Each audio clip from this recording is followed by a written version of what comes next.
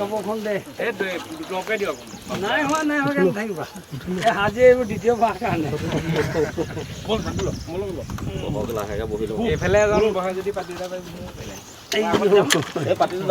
ভালেই লাগিছে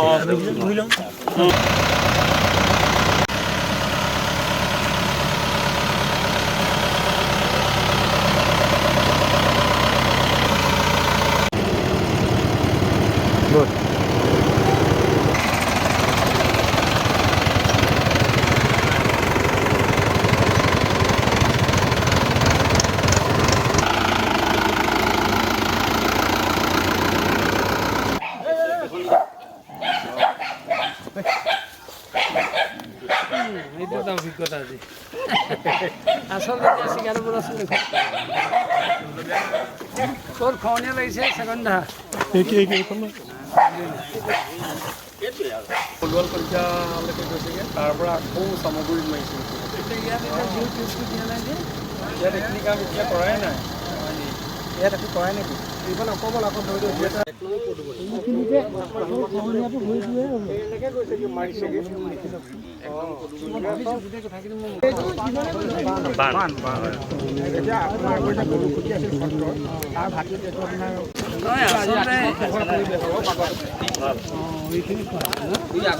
একদম দবাই লৈ গৈছে জিঅ' ৰাস্তাৰে যোৱা ৰাস্তাৰে মানে সেই মানুহজনো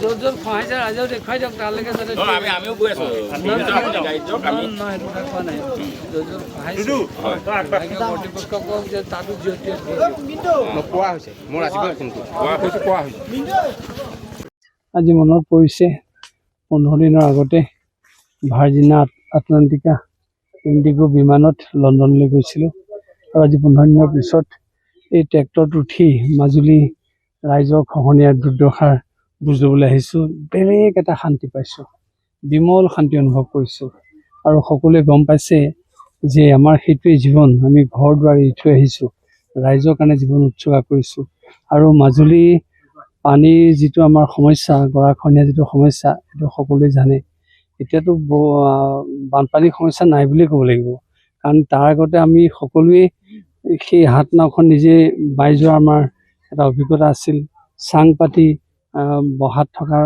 পৰম্পৰা আছিলে এতিয়াতো সেই ব্যৱস্থা আজি প্ৰায় 25-30 বছৰ হ'ল নোহোৱা হ'ল আমি এটা কথা কাৰণে এতিয়া ভয় খাইছোঁ সেইটোত আমাৰ মাজুলী মানুহ সকলো অভ্যস্ত নাওখন চলাব পাৰে পানী সাঁতুৰিব পাৰে আমি নিজেও পাৰোঁ কিন্তু এই গৰাখহনীয়াৰ কাৰণেহে আমি সকলোৱে ভয় খাইছোঁ কাৰণ যদি এনেকৈ গৰা খহাই থাকে তেতিয়াহ'লে মাজুলীখন নিশ্চিন্ন হ'ব আৰু মাজুলীখন নিশ্চিন্ন হোৱা মানে অসমীয়া জাতীয় সংস্কৃতিৰ পৰিচয় দিয়া স্থানখন নোহোৱা হ'ব এই গৰাখহনীয়াৰ কথা শুনিছিলোঁ লগে লগে আমাৰ বিধায়ক মহোদয়ক আমি কথাটো জনাইছিলোঁ তেখেতে আমাক আশ্বাস দিছিলে যে কৰ্দগুৰি ফালে য'ত য'ত খহনীয়া হৈছে আমি সেই জেগাটো ইতিমধ্যে জিঅ' টিউব দি বন্ধ কৰিছোঁ আৰু আমি তেখেতে যদিও কৈছিলে আমি নিজে আজি পৰিদৰ্শন কৰিলোঁ সঁচাকৈয়ে কৰ্দগুৰি অঞ্চলত যিটো খহনীয়া লাগিছে যদি সেইটো প্ৰকৃতাৰ্থ নৈখন সোমাই যায় নামনীয় মাজুলীৰ প্ৰায়খিনি গাঁও মানে তাত ডুব যাব আৰু মহৰীচুকৰ ওচৰত এখন আমাৰ কলেজ আছে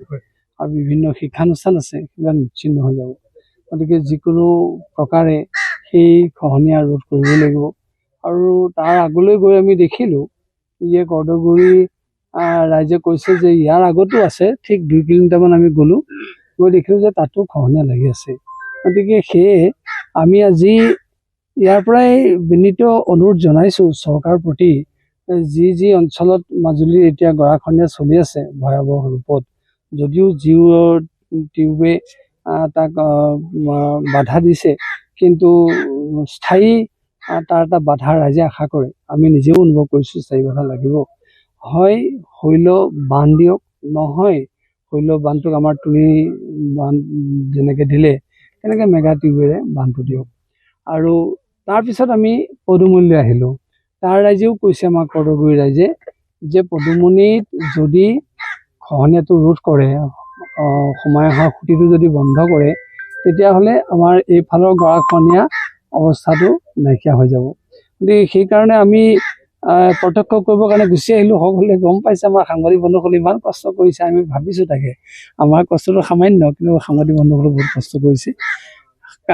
সৰু বাঁহৰ দলংখন আছিলে, গাড়ীখন নাহে, উপায়টো নাই। আমি আহিলোঁ যেতিয়া দুইজনে ক'লো যে ট্ৰেক্টৰখন যাব, তেতিয়া আমি বোলো নহয় ট্ৰেক্টৰখন কাটিম। সেইকাৰণে ট্ৰেক্টৰখন উঠি আহিছোঁ। অকণো তাত আমি অন্য বেয়া ভাৱ অনুভৱ কৰা নাই, কাৰণ ৰাইজৰ কাৰণে আমি আকৌ কৈছোঁ জীৱনটো আমাৰ উৎসৰ্গিত। ৰাইজৰ দুৰ্দশাৰ প্ৰতি যদি আমি সঁহাৰি জনাব নোৱাৰোঁ, তেতিয়াহ'লে আমাৰ জীৱনটোৰ সাৰ্থকতা নাথাকিব। আমাৰ হয় দুলীয়াজান এখন তৈল নগৰ, তাত আমাৰ ঘৰ আছিল, আমি সেইবোৰ এৰি থৈ আহিছোঁ আৰু অহাৰ সত্ৰত প্ৰৱেশ কৰাৰ দিনৰ পৰা ৰাইজৰ কাৰণে জীৱনটো উৎসৰ্গা কৰিছোঁ। গতিকে ৰাইজৰ লগত জীৱনটো পাত কৰাটোৱেই হৈছে আমাৰ জীৱনৰ ধৰ্ম। আৰু সেইকাৰণে আমি এইবিলাক ট্ৰেক্টৰত উঠা, কেতিয়াবা JCBত উঠা, কেতিয়াবা ট্ৰাকত উঠা, এইবিলাক আমাৰ জীৱনত ঢেৰ ঘটিছে। আমি সেইকাৰণে এইবিলাক কথা ভবা নাই। অৱশ্যে ট্ৰেক্টৰত এদিন উঠিছিলোঁ, আজি দ্বিতীয়বাৰ কাৰণে উঠিছোঁ আৰু আহি পেলাই নিজে প্ৰত্যক্ষ কৰিলোঁ। আৰু নিজে দৰ্শন নকৰা হ'লে ইয়াৰ সমস্যাটোৰ কথা, ভয়াৱহতাৰ কথা আমি ভালকৈ উপলব্ধি কৰিব নোৱাৰিলোহেঁতেন।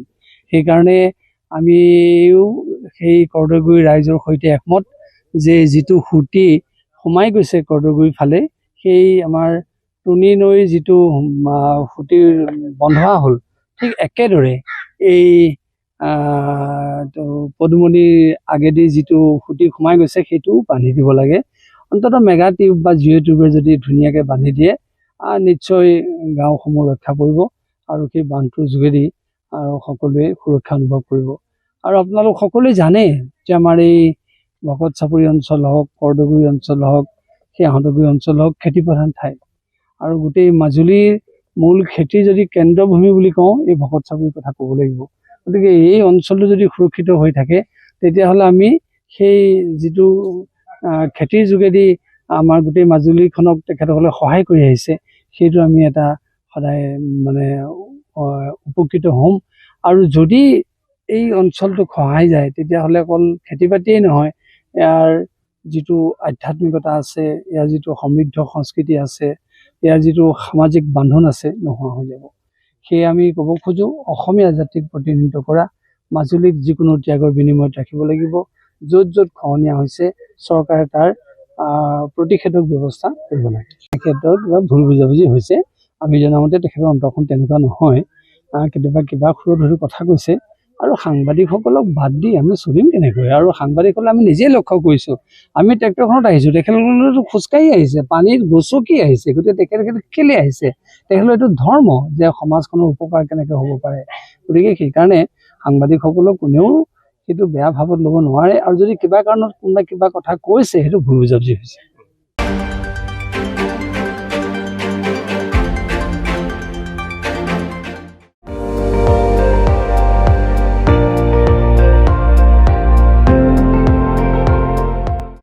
আপুনি চাই আছে ND24, সৰ্বশ্ৰেষ্ঠ নহয়, সৰ্বোত্তমৰ দৌৰত।